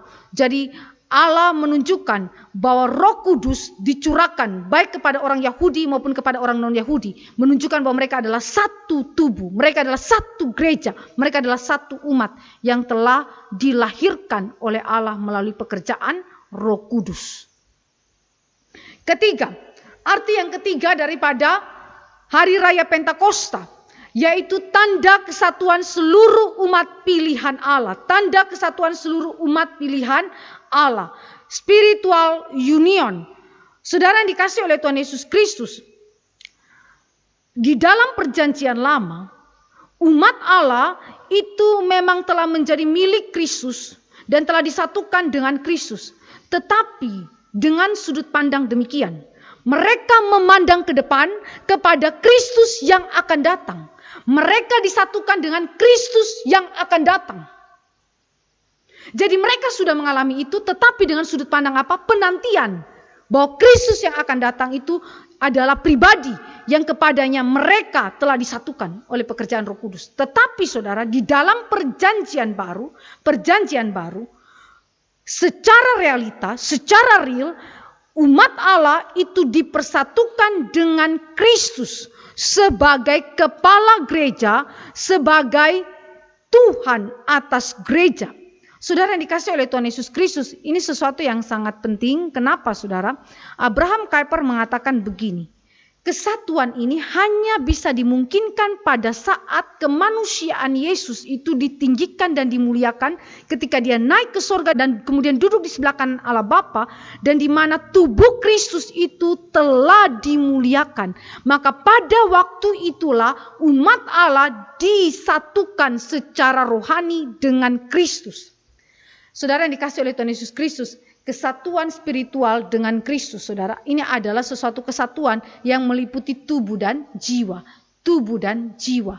Maka Kristus kepala gereja harus juga memiliki natur yang sama dengan kita, yang memiliki tubuh dan jiwa. Karena itu tadi saya katakan, orang-orang di dalam perjanjian lama disatukan dengan Kristus dengan sudut pandang memandang ke depan, kepada Kristus yang akan datang. Sedangkan orang perjanjian baru disatukan dengan Kristus bukan dengan memandang ke depan, tetapi mereka sudah menerima realitanya, sudah di dalam penggenapannya. Sedangkan kita yang hidup di dalam zaman akhir ini, kita tidak melihat Yesus Kristus. Kita disatukan dengan Kristus dengan cara apa? Melihat ke belakang. Melihat ke belakang kepada siapa? Kepada Kristus yang telah berinkarnasi. Spiritual union sekali lagi meliputi apa? Tubuh dan jiwa. Karena manusia dicipta menurut gambar rupa Allah dengan dua elemen tubuh dan jiwa. Maka kepala gereja kita tidak boleh hanya bernatur sebagai roh saja. Kepala gereja kita harus bernatur tubuh dan jiwa juga. Memiliki dua elemen ini. Sebagai manusia yang memiliki elemen tubuh dan jiwa. Dan itu kapan terjadi? Waktu Yesus itu berinkarnasi. Tetapi ketika Yesus berinkarnasi ke dalam dunia, saudara, Yesus masih berada di dalam tubuh yang mungkin mati, tubuh yang mungkin menderita, tubuh yang mungkin mengalami duka cita, tubuh yang mungkin mengalami kesakitan. Setelah dia dibangkitkan, lalu kemudian dia naik ke surga dan duduk di sebelah kanan Allah Bapa, pada waktu itulah tubuh Kristus adalah tubuh yang telah dimuliakan. Maka di dalam kemanusiaannya Yesus, yang memiliki dua elemen, jiwa dan tubuh manusiawi, dia menjadi kepala gereja. Dia adalah pribadi yang menjadi representasi daripada umat Allah. Dan dia adalah satu-satunya yang dimana umat Allah itu disatukan dengan pribadi Yesus Kristus. Saudara, ini adalah ilustrasi yang dipakai oleh Rasul Paulus. Kenapa Yesus itu digambarkan sebagai kepala dan kita adalah tubuh. Saudara bisa bayangkan kalau tubuh memiliki natur yang berbeda dengan kepala. Tidak berkoneksi, saudara. Tidak berkoneksi sama sekali. Maka kepala dan tubuh harus memiliki satu natur yang sama. Yaitu sebagai manusia. Yang memiliki elemen jiwa dan tubuh. Dan bukan tubuh dan jiwa yang mungkin mati, mungkin menderita, mungkin berduka cita. Tidak. Tetapi tubuh dan jiwa yang telah mengalami pemuliaan. Yang telah diperbaharui, saudara. Sekali lagi saudara, saya mau ingatkan, ini hanya terjadi ketika Roh Kudus itu dicurahkan pada hari raya Pentakosta. Jadi semua umat Allah perjanjian lama, sekali lagi mereka disatukan dengan Kristus dengan sudut pandang apa? Memandang ke depan. Umat Allah di dalam perjanjian baru, mereka telah disatukan dengan Yesus Kristus dengan apa? Dengan sebuah realita penggenapan daripada Yesus Kristus, sang kepala gereja yang adalah manusia dan Allah yang sejati. Manusia manusia yang memiliki dua elemen tubuh dan jiwa. Dan kita yang hidup di dalam zaman akhir ini melihat ke belakang. Melihat ke belakang. Kita dipersatukan dengan Kristus dengan cara apa? Memandang ke belakang. Yaitu kepada siapa? Kepada Kristus yang berinkarnasi dan yang telah dimuliakan itu. Yang keempat saudara. Tanda dimulainya tugas gereja sebagai saksi Kristus di dunia. Ini adalah arti pencurahan Roh Kudus yang keempat. Tanda dimulainya tugas gereja sebagai saksi Kristus di dunia. Saudara, kita akan membahas ini lebih lanjut di dalam nubuatan Yoel. Bagaimana nubuatan Yoel itu adalah penggenapan yang sudah terjadi pada hari raya Pentakosta. Bagaimana Allah memperlengkapi gereja Tuhan sebagai saksi Kristus dengan beragam karunia yang Allah berikan. Jadi sekali lagi saya mau ingatkan, arti pencurahan Roh Kudus ini mencakup 4 hal. Tanda dimulainya era baru perjanjian baru, tanda lahirnya gereja perjanjian baru, tanda kesatuan seluruh umat pilihan Allah, spiritual union, tanda dimulainya tugas gereja sebagai saksi Kristus di dunia. Ini tidak berulang. Ini hanya terjadi satu kali untuk selama-lamanya, di mana di dalam hari raya Pentakosta ketika Roh Kudus itu dicurahkan.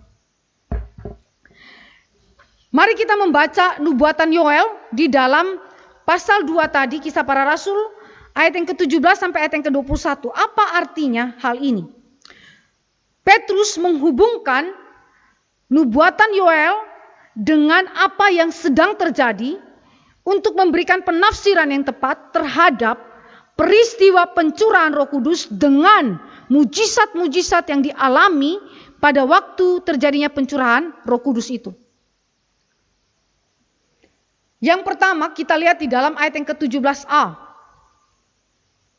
Akan terjadi pada hari-hari terakhir, demikianlah firman Allah.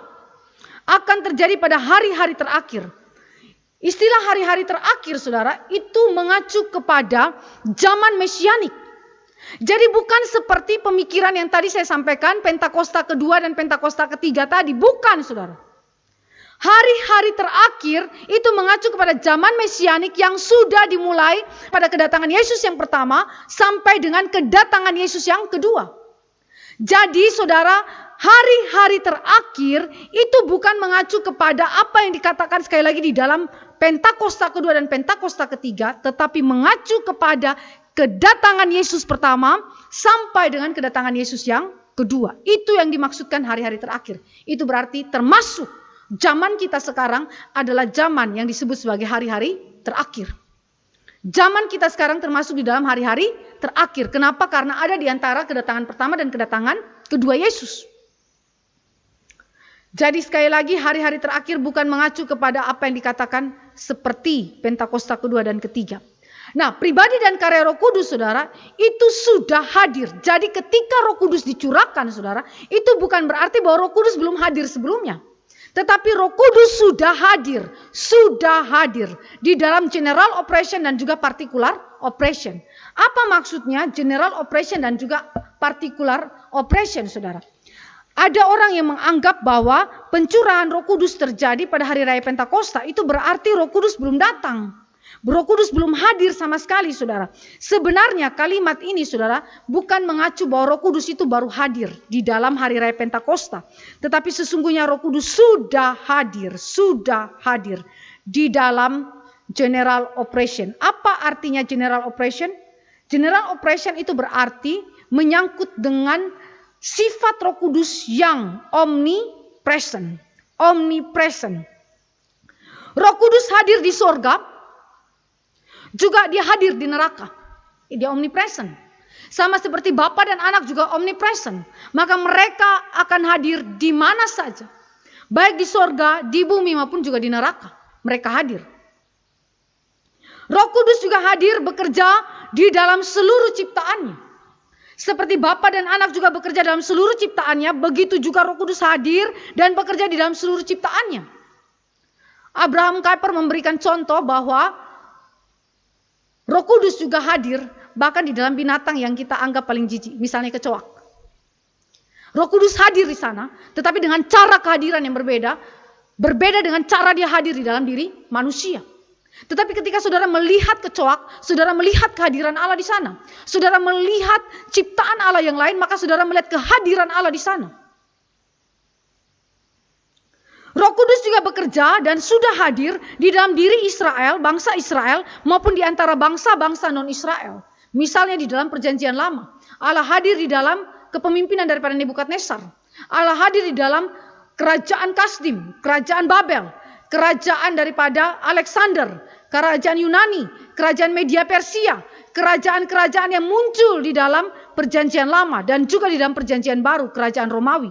Saudara mengetahui bahwa di dalam seluruh pencatatan itu, Roh Kudus tidak saja hadir di dalam diri daripada atau bangsa Israel, tetapi juga ada di dalam bangsa-bangsa non-Israel. Ini yang disebut dengan general operation, saudara. Jadi bukan Roh Kudus baru hadir di dalam hari raya Pentakosta, karena dia adalah omnipresent, dia maha hadir. Lalu apa artinya particular operation? Roh Kudus hadir berhubung dengan karya penyelamatan Allah atas umatnya.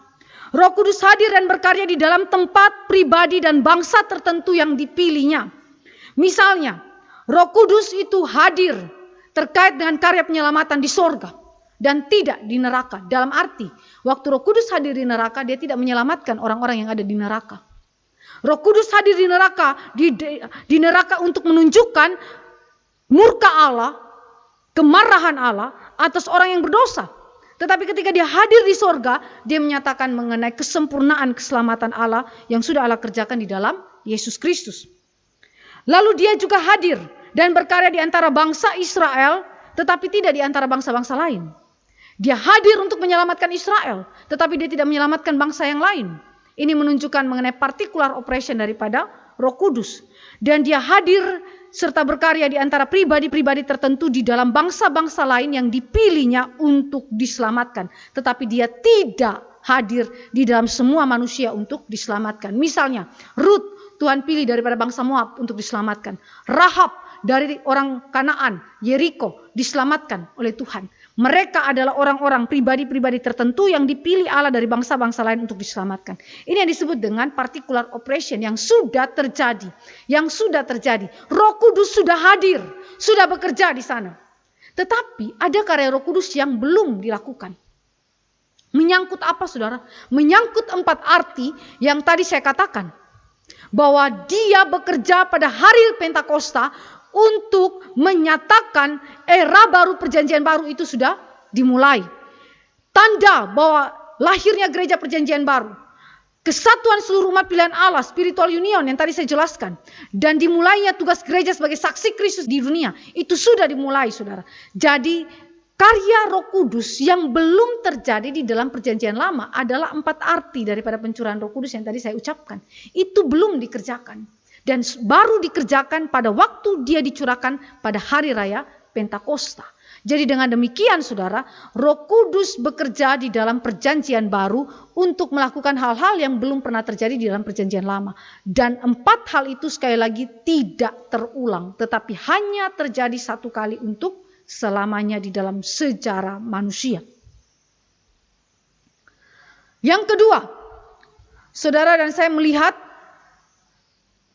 mujizat pada hari raya Pentakosta sebagai penggenapan dari nubuatan Yoel. Yang kedua adalah pencurahan Roh Kudus memungkinkan terlaksananya imamat kaum awam. Imamat kaum awam. Di dalam perjanjian lama sangat jelas mengenai imamat hamba-hamba Tuhan. Misalnya 3 jabatan, raja, imam, dan nabi.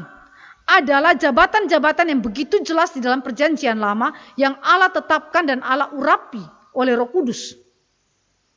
Tetapi saudara, mengenai pelayanan kaum awam itu memang belum terlalu jelas. Walaupun memang ada orang-orang awam yang melayani di dalam perjanjian lama. Tetapi sekali lagi saudara, imamat kaum awam itu baru diteguhkan, baru diinaugurasikan pada waktu Roh Kudus dicurahkan pada hari raya Pentakosta. Kita lihat di dalam ayat 17b dan ayat yang ke-18. Ini yang dinubuatkan dan yang dilihat oleh Nabi Yoel. Ayat yang ke-17b. Bahwa aku akan mencurahkan rohku ke atas semua manusia. Maka anak-anakmu laki-laki dan perempuan akan bernubuat dan teruna-terunamu akan mendapat penglihatan-penglihatan. Lalu di dalam ayat yang ke-18, juga ke atas hamba-hambaku laki-laki dan perempuan akan kucurahkan rohku pada hari-hari itu dan mereka akan bernubuat.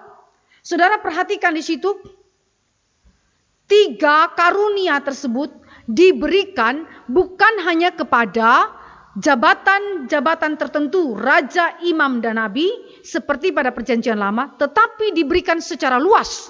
Diberikan secara luas, tidak terbatas, dan berlimpah-limpah kepada semua orang percaya tanpa memandang status sosial, umur, dan jenis kelamin.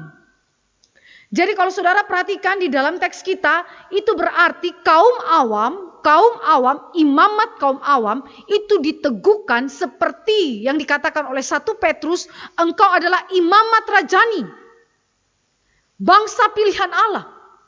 Imamat rajani yang bukan saja mengacu kepada 3 jabatan ini, tetapi mengacu kepada umat pilihan Allah semuanya yang telah ditebus oleh Yesus Kristus tanpa kecuali. Nah, karunia yang Allah berikan, yang Roh Kudus berikan, saudara, itu bersifat permanen. Bernubuat, penglihatan, dan juga mimpi. Karunia nubuat, penglihatan, dan mimpi. Sekali lagi ini adalah 3 karunia yang merupakan ciri khas daripada karunia yang diberikan kepada raja, imam, dan nabi di dalam perjanjian lama, tetapi diberikan kepada umat Allah sekali lagi dalam perjanjian baru secara luas. Tidak terbatas. Nah, apa artinya nubuat? Apa artinya nubuat? Saudara, hari ini kita berpikir bahwa karunia bernubuat itu berarti memprediksikan masa depan.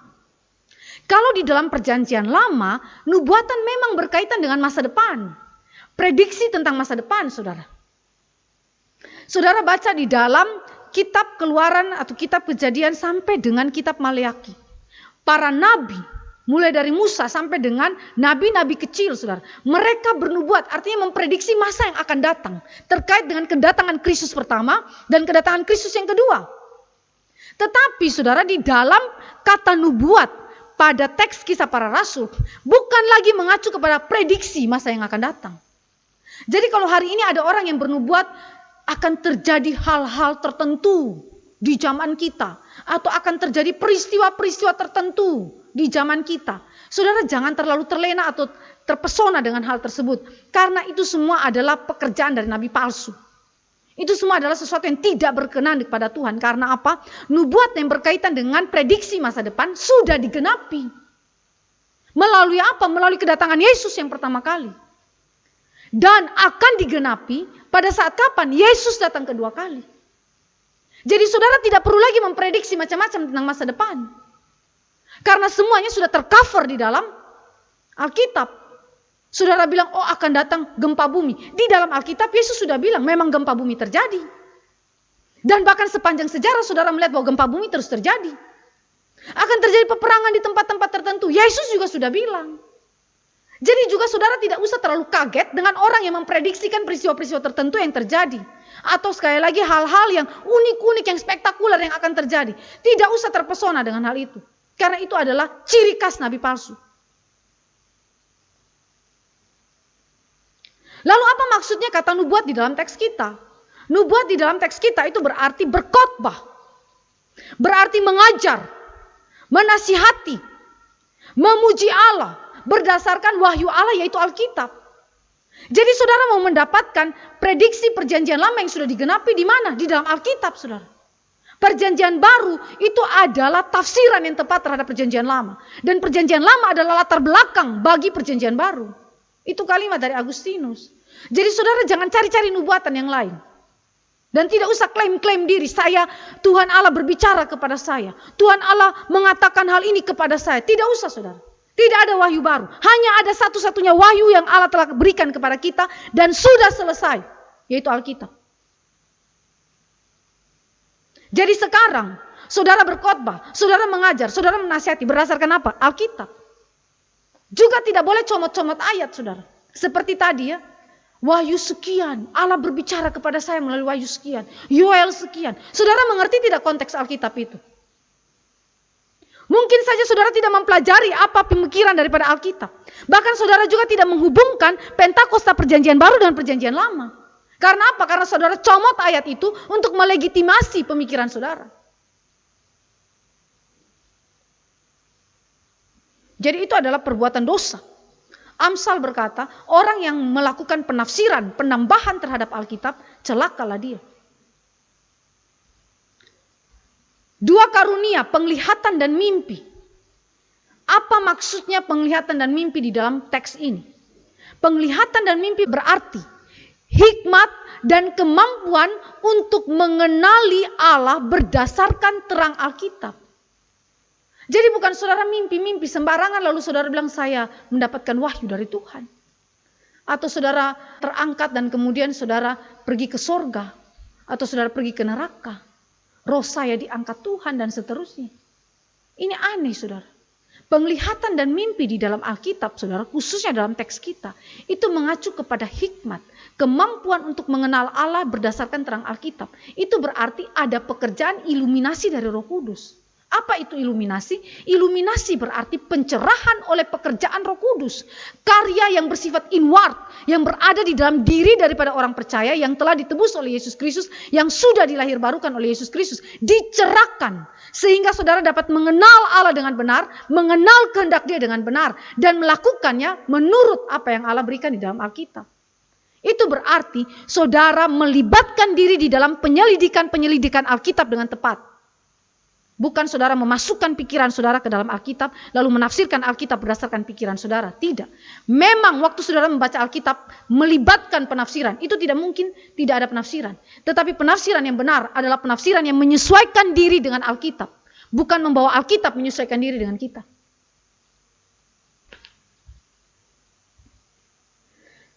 Ketiga, nubuatan Yoel yang digenapkan di dalam teks kita, berbicara mengenai kehadiran dan karya Roh Kudus di dunia yang menyediakan jalan kelepasan dari murka Allah di akhir zaman.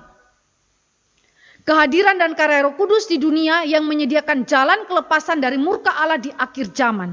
Ayat 19 sampai ayat yang ke-21. Dan aku akan mengadakan mujizat-mujizat di atas di langit dan tanda-tanda di bawah di bumi, darah dan api dan gumpalan-gumpalan asap. Matahari akan berubah menjadi gelap gulita dan bulan menjadi darah sebelum datangnya hari Tuhan, hari yang besar dan mulia itu. Dan barang siapa yang berseru kepada nama Tuhan akan diselamatkan. Saudara, istilah hari Tuhan, hari besar dan mulia, ini berbicara mengenai apa saudara? William Hendriksen, salah satu teolog penafsir Alkitab Perjanjian Baru yang otoritatif saudara, dia mengatakan begini. Pencurahan Roh Kudus itu dikaitkan dengan kedatangan Yesus yang kedua dan penghukuman kekal Allah. Di mana ada penderitaan atau eksistensi penderitaan yang sudah ada antara kedatangan Yesus yang pertama dan kedatangan Yesus yang kedua. Jadi kalimat di dalam ayat-ayat yang tadi saya bacakan bagi saudara itu mengacu kepada penghakiman Allah yang mengindikasikan adanya penderitaan antara kedatangan Yesus pertama dan kedatangan Yesus kedua. Yang digambarkan secara figuratif atau mungkin juga terjadi secara literal, itu kata William Hendriksen, bahwa ada mujizat-mujizat di atas dan ada tanda-tanda di bawah. Mujizat-mujizat di langit, matahari akan berubah menjadi gelap gulita dan bulan menjadi darah sebelum datangnya hari Tuhan. Tanda-tanda di bawah di bumi, ada darah dan api dan gumpalan-gumpalan asap. Itu adalah kalimat-kalimat figuratif yang menggambarkan penderitaan. Tetapi juga William Hendriksen mengatakan mungkin saja juga itu adalah sesuatu yang bersifat literal nantinya. Tetapi apakah itu figuratif atau literal saudara? Yang jelas eksistensi penderitaan itu pasti akan ada di dalam rentang waktu kedatangan pertama dan kedatangan kedua daripada Yesus Kristus. Dan Yesus memang sudah menubuatkan itu. Yang kedua, penderitaan itu saudara yang ada di antara kedatangan pertama dan kedatangan kedua bukan saja dialami oleh unbelievers tetapi juga dialami oleh believer. Dialami oleh orang percaya dan orang yang tidak percaya. John Calvin itu mengatakan demikian. Dia bilang bahwa unbeliever saudara mengalami penderitaan akibat apa saudara? Akibat murka Allah atas manusia yang tidak menghargai kebaikan Allah di dalam hidupnya. Jadi semua orang tidak percaya, mereka yang menghina Tuhan, mereka yang tidak menghargai kebaikan Tuhan, mereka mengalami murka Tuhan. Dan satu-satunya, John Calvin mengatakan, satu-satunya cara untuk lepas dari murka Allah di dunia ini dan murka Allah di akhir zaman adalah berseru kepada nama Tuhan. Makanya di dalam ayat yang ke-21 dikatakan, barang siapa yang berseru kepada nama Tuhan akan diselamatkan. Diselamatkan dari apa, saudara? Dari penghakiman Allah di dunia ini dalam bentuk penderitaan yang kita alami, dan penghakiman Allah di akhir zaman, yaitu penghakiman kekal Allah, penghukuman di neraka nantinya. Bagaimana engkau dan saya selamat dari semuanya itu? Alkitab memberikan jalan keluar. Berserulah kepada Tuhan. Berserulah kepada nama Tuhan. Dan ini adalah bagian yang diserukan oleh Nabi Yoel di tengah-tengah umat Israel pada zaman perjanjian lama yang juga berdosa kepada Allah. Maka Yoel mengatakan bahwa pencurahan Roh Kudus adalah sesuatu pengharapan, suatu jalan keluar yang Allah berikan kepada umat Allah, di mana mereka dapat dibebaskan daripada penghakiman Allah di dunia ini dan di zaman yang akan datang atau di akhir zaman. Dengan cara apa? Berseru kepada nama Tuhan. Berseru kepada nama Tuhan ini bukan sekedar bilang begini, oh Tuhan Yesus tolong saya, tanpa iman. Bukan itu, saudara. Panggil nama Tuhan tetapi tanpa iman. Hafal ayat Alkitab tapi tanpa iman. Tidak begitu, saudara. Berseru kepada nama Tuhan berarti menerima anugerah Roh Kudus yang diberikan Allah kepada manusia melalui pemberitaan Injil Kristus.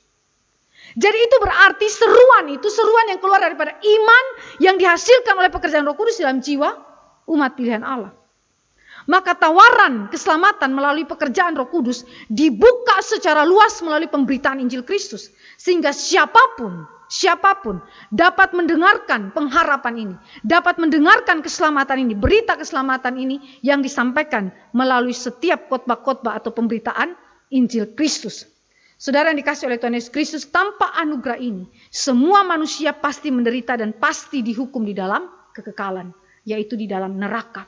Karena itu sekali lagi kelepasan yang Allah berikan adalah dengan cara apa? Berseru kepada nama Tuhan melalui anugerah Roh Kudus yang dikerjakan di dalam jiwa setiap umat pilihan Allah. Tetapi saudara, di sisi yang lain, bagi orang-orang yang percaya, yang sudah percaya kepada Allah dan penderitaan itu mereka alami. Apa maksudnya? John Calvin mengatakan begini, penderitaan itu adalah cara Allah untuk melatih dan membersihkan hidup orang percaya dari dosa, dari kedagingan yang masih melekat pada diri setiap orang percaya selama ada di dunia ini. Jadi penderitaan merupakan bagian dari karya pengudusan Allah di dalam hidup umatnya.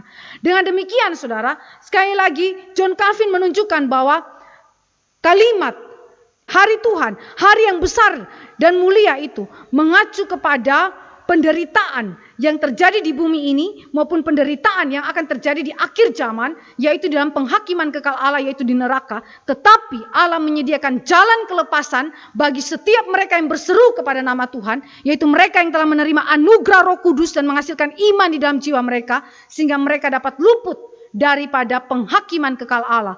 Tetapi sekalipun demikian, bagi mereka yang percaya, jika mereka mengalami penderitaan hari ini di dunia ini, mereka sedang diproses Tuhan di dalam pengudusan.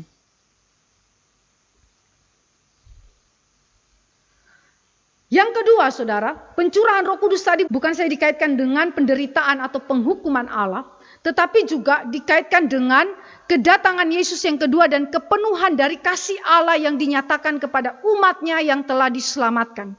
Kalau tadi dihubungkan dengan kedatangan Yesus kedua dan penghukuman kekal Allah, sekarang pencurahan Roh Kudus juga dikaitkan dengan kedatangan Yesus yang kedua dan kepenuhan kasih Allah yang dinyatakan kepada umat Allah yang diselamatkan.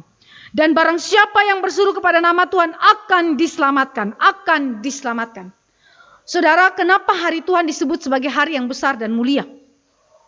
John Calvin mengatakan begini, karena pada akhir zaman nanti, semua orang yang percaya akan menikmati berkat-berkat janji Allah secara penuh dan sempurna di sorga. Karena itu disebut sebagai hari yang besar dan mulia, yang dinanti-nantikan oleh semua orang percaya. Dan pada akhir zaman juga akan terjadi dua hal sekaligus. Ini kalimat yang saya kutip daripada John Calvin. Dia mengatakan quite consume both heaven and earth at once. Jadi itu berarti terjadi konsumasi sekaligus sorga dan bumi. Sekaligus saat itu juga. Saudara, saya tidak bisa bayangkan konsumasi kesempurnaan yang Allah kerjakan sorga dan bumi sekaligus saat itu juga. Ya, saat itu juga saya tidak bisa membayangkan itu. Yang jelas kalimat yang amat besar dan mulia ini, hari yang besar dan mulia itu adalah kalimat yang merangkumkan pekerjaan Allah yang penuh dengan kesempurnaan di akhir zaman nanti. Bagaimana Allah menyempurnakan yang tak kelihatan dan yang kelihatan. Bumi dan langit ini, bumi dan sorga ini, saudara, sungguh amat indah. Dan ini dinikmati oleh siapa? Oleh orang-orang yang percaya kepada Allah. Oleh mereka yang telah diselamatkan. Sehingga nubuatan Yoel bukan saja mengaitkan pencurahan Roh Kudus dengan kedatangan Yesus yang pertama. Tetapi juga mengaitkannya dengan kedatangan Yesus yang kedua. Baik itu di dalam penghakiman kekal maupun di dalam keselamatan. Kepenuhan keselamatan, kesempurnaan keselamatan yang dialami oleh orang-orang percaya. Maka kesimpulan kita, saudara, pencurahan Roh Kudus di mana melaluinya Allah membaptiskan umatnya adalah inisiatif Allah semata, otoritas tertinggi yang telah dinyatakan di dalam nubuatan perjanjian lama dan Yesus Kristus sendiri menyatakannya. Saudara, itu berarti Allah bekerja berdasarkan firman-Nya, berdasarkan kehendak-Nya, berdasarkan ketetapannya. Bagaimana mungkin orang yang mengklaim Pentakosta kedua dan Pentakosta ketiga terjadi, bekerja di luar Alkitab? Mengklaim otoritas tertinggi di luar daripada Alkitab. Itu sesuatu yang sekali lagi bertentangan dengan Alkitab dan mencirikan nubuatan palsu atau nabi-nabi palsu. Pencurahan Roh Kudus pada hari Pentakosta dalam Kisah Rasul 2 ayat 1-4 tidak dapat diulang kembali, hanya terjadi satu kali untuk selamanya. Baptisan Roh Kudus adalah karya Kristus semata, tidak dapat direkayasa oleh manusia. Dan karunia bahasa lidah adalah berkaitan dengan special revelation, yang berbeda dengan karunia bahasa lidah masa kini. Ketika Lukas mencatat dan juga orang-orang percaya yang pada waktu itu mengalaminya, ini di dalam koridor special revelation. Sedangkan yang hari ini terjadi, saudara, bukan special revelation. Maka saudara jika mengklaim bahasa roh yang hari ini terjadi sama sederajat yang memiliki otoritas dengan bahasa lidah yang terjadi di dalam pasal 2, itu salah besar. Karena itu bukan special revelation. Tidak memiliki otoritas sebagai penyataan Allah. Otoritas sebagai yang diinspirasikan oleh Roh Kudus. Tidak, saudara. Nubuatan Yoel sudah digenapi sehingga tidak memerlukan tafsiran tambahan.